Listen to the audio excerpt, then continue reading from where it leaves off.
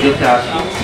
গত বছর একটা আপনারা সবাই জানেন উল্লেখ করা দরকার, একটা দুর্ঘটনার জন্য আসা হয়নি। আনুষ্ঠানিক উদ্বোধন অনুষ্ঠান যেরকম সেরকম হয়ও। তো খুব সুন্দর পুজোটা, ঘরোয়া পুজো। আর যে বারোয়ারি পুজো এর তো প্রচলন 100 বছর আগেও এতটা ছিল না। দিনে দিনে বারোয়ারি পুজোর প্রচলন বেড়েছে। ধীরে ধীরে যে এখন আমরা যে কমিউনিটি দুর্গা পুজো বলি বা সার্বজনীন দুর্গা পুজো, সেটা এই রূপ পেয়েছে। এবং এখন পুজোকে কেন্দ্র করে এই ধরুন বসে আছে যেখানে মণ্ডপ সজ্জা, কত শিল্পীদের কাজ, প্রতিমা শিল্পীদের কাজ, তারপরে আলোক শিল্পী, তারপরে ধরুন পুজোকে কেন্দ্র করে ট্রান্সপোর্ট ব্যবসা। দিন যদি হলো হলো অবসান, দিন যদি হলো, দিন যদি হলো হলো অবসান, দিন যদি হলো নিখিলের অন্তর মন্দির প্রাঙ্গণে, ওই তব এলো আহ্বান আহ্বান, দিন যদি হলো।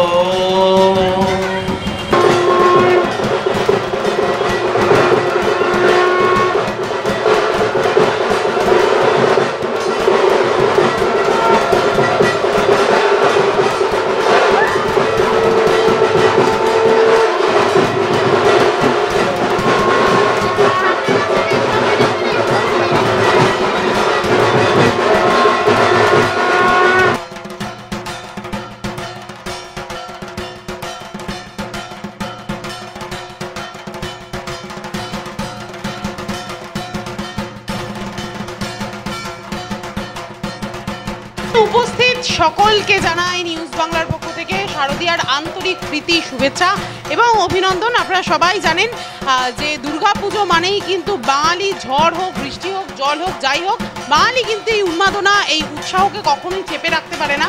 আর এইবারেও কিন্তু সেই রকমই একটা পরিস্থিতি হয়েছে, যেখানে দাঁড়িয়ে ঝড়, ঝঞ্ঝা, বৃষ্টি সমস্ত কিছু চলছে, তার মধ্যেও বাঙালি মেতে উঠেছে উৎসবের আনন্দে, দুর্গাপুজোর শারদ উৎসবের আনন্দে। আর নিউজ বাংলার টিমও কিন্তু বেরিয়ে পড়েছে উত্তর থেকে দক্ষিণ, পূর্ব থেকে পশ্চিম, পাড়ায় পাড়ায়, মণ্ডপে মণ্ডপে।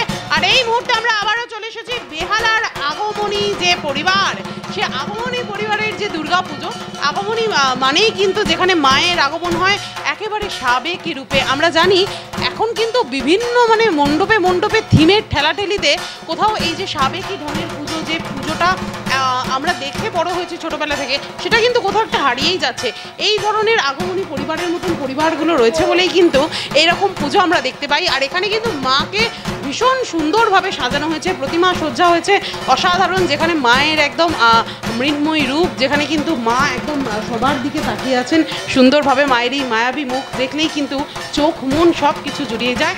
আর এনাদের এই আগমনী পরিবার শুধুমাত্র পুজো নয়, সারা বছর বিভিন্ন সামাজিক কর্মসূচি, একই সঙ্গে সাংস্কৃতিক অনুষ্ঠানও কিন্তু করে থাকেন। আর এবারে এনারা মাকে এত ভালোভাবে ডেকেছেন, এত সুন্দরভাবে ডেকেছেন এবং মাকে এত সুন্দরভাবে সাজিয়েছেন, তার জন্য কিন্তু নিউজ বাংলা শারদ যে শারদ সম্মান 2025, তার মধ্যে কিন্তু সেরা সেরা প্রতিমা সজ্জা সম্মান পেয়ে যাচ্ছে আগমনী। আপনাদের সম্মান আপনাদের হাতে। এখানে উপস্থিত রয়েছেন এক্স-আইএস এবং ল্যান্ডস অ্যান্ড ল্যান্ড রিফর্মসের জাস্টিস তাপস চৌধুরী। আমি ওনাকে বলবো এই সম্মান আগমনী পরিবারের হাতে তুলে দেওয়ার জন্য। আমি তাপস চৌধুরী মহাশয়কে বলবো এই সম্মান আগমনী পরিবারের হাতে তুলে দেওয়ার জন্য।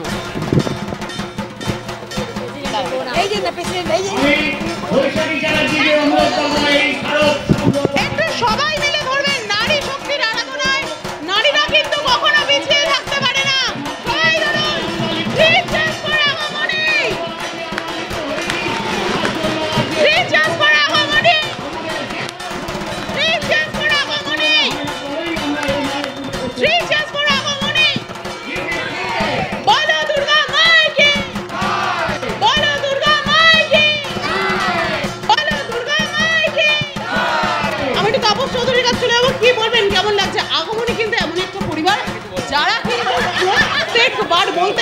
করতেই হবে, গান হয়েছে এবার কথা। হ্যাঁ, কি বলবেন, কেমন লাগছে এনাদের হাতে এই সম্মান তুলে দিয়ে? খুব ভালো, এটা খুবই ঘরোয়া পুজো, মানে সার্বজনীন পুজো, সত্যিকারের সার্বজনীন ভাব আছে, সবাই পার্টিসিপেট করছে। আর পুরস্কার যে দেওয়া হলো এটা আরও ভালো লাগছে, যে খুব সুন্দর পুরস্কার পেয়েছে প্রতিমার জন্য, এবং পাড়ার মহিলাদের ব্যাপক পার্টিসিপেশন, পুরুষ বাচ্চারাও সবাই এসছে। তো আমার মনে হয় যে দীর্ঘদিন ধরে একটা পরম্পরা না থাকলে, মানে অর্থাৎ একটা জেনারেশন পর আরেকটা জেনারেশন যদি দায়িত্ব না নেয় তাহলে এইভাবে পুজো কন্টিনিউ করতে পারে না।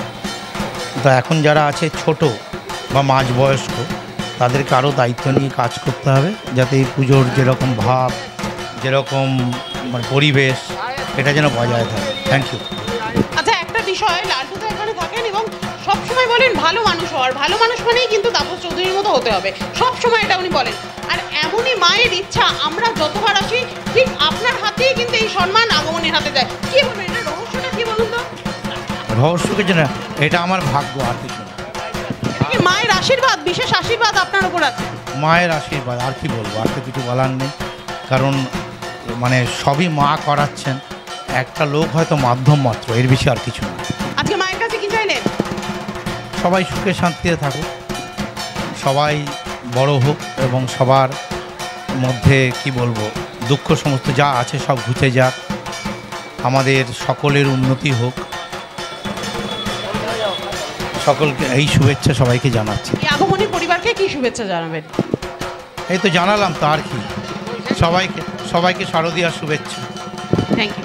এবার একটু লালটুদার কাছে যাবো, কি বলবেন, কেমন লাগছে? খুবই ভালো লাগছে, খুব উপভোগ করছি। আর এই শারদীয়ার উৎসবের প্রাক্কালে সবাই যাতে ভালো থাকে, সুস্থ থাকে এবং মনটা যেন ভালো রাখে, সবাই সবাইকে ভালোবাসে, হিংসা দেশ এগুলো মন থেকে সরিয়ে রাখে, এই কামনা করি। যে কোনো সম্মান বা পুরস্কার কিন্তু আগামী দিনে এগিয়ে চলার পথে উৎসাহিত করে, অনুপ্রাণিত করে। এই সম্মান আপনাদের কতটা উৎসাহিত করবে? আমাদের ভীষণভাবে উৎসাহিত করছে। আমরা প্রতি বছরই এই ধরনের প্রতিমা এনে পুজো করার চেষ্টা করি। আমাদের সাবেকি পুজোর উপরেই আমরা বেঁচে থাকি, এবং এই দুর্গাপুজোকে কেন্দ্র করে এত অঞ্চলের সমস্ত মানুষ সব এক জায়গায় হয়, এইটাই আমাদের পুরস্কার।